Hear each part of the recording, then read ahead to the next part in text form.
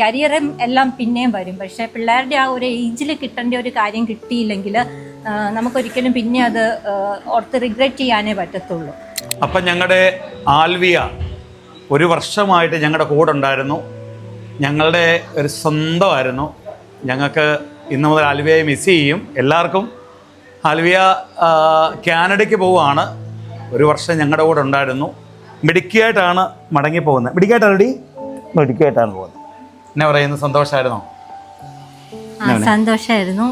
ഞങ്ങൾ എനിക്ക് 2024 ഒക്ടോബറിലാണ് ഞാൻ റാൻഡംലി അച്ഛൻ്റെ ഇൻസ്റ്റാഗ്രാം പേജ് ബ്ലോസം വാലിയുടെ കണ്ടിട്ട് അച്ഛനെ കോൺടാക്റ്റ് ചെയ്യുന്നത്.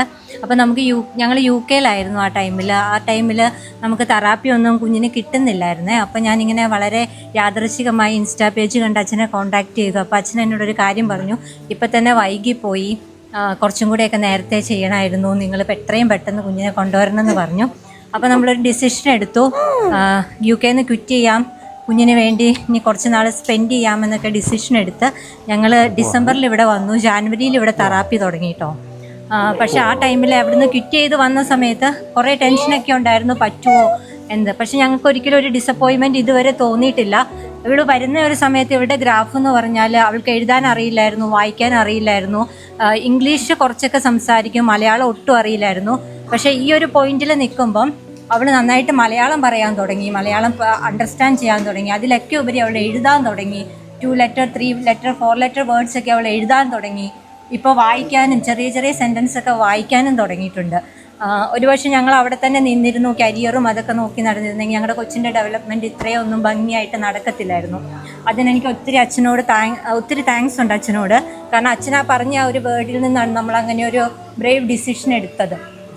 ഇപ്പോൾ നമ്മൾ തിരിച്ചു പോകുന്നു എങ്കിലും നമ്മൾ വീണ്ടും ഇവരെ കോൺടാക്റ്റ് ചെയ്യും, ബ്ലോസം വാലിനെ കോൺടാക്റ്റ് ചെയ്യും. ഇവിടുത്തെ എല്ലാ ട്രെയിനേഴ്സും വളരെ നമുക്കൊരു ഒരു ട്രെയിനിങ് സെൻറ്ററിനുപരി ഇത് നമുക്കൊരു ഫാമിലി ആയിരുന്നു. ഭയങ്കര അറ്റാച്ച്മെൻ്റ് ആയിരുന്നു ഇവിടുത്തെ ഓരോരുത്തരോട്. നമ്മൾ എന്ത് കൺസേൺ പറഞ്ഞാലും അത് അപ്പം തന്നെ സോർട്ട് ഔട്ട് ചെയ്ത് പുതിയ പ്ലാൻ ഇട്ട് കൊച്ചിന് എന്താണോ വേണ്ടത് അത് കറക്റ്റായിട്ട് ഇവർ ഫൈൻഡ് ഔട്ട് ചെയ്ത് നമ്മുടെ അടുത്ത് പറയും. അതുപോലെ അത് ഇംപ്ലിമെൻറ്റേഷനിൽ കൊണ്ടുവരാൻ ശ്രമിക്കും. It was so helpful for us.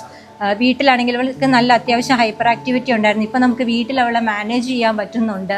എല്ലാം കൊണ്ടും ഞങ്ങൾ ഭയങ്കര ഹാപ്പിയാണ്. ഇവിടുത്തെ ഓരോ ട്രെയിനേഴ്സിനോടും നമ്മൾ നമ്മുടെ ഹൃദയം കൊണ്ടുള്ള നന്ദി അറിയിക്കുകയാണ് ഈ നിമിഷം.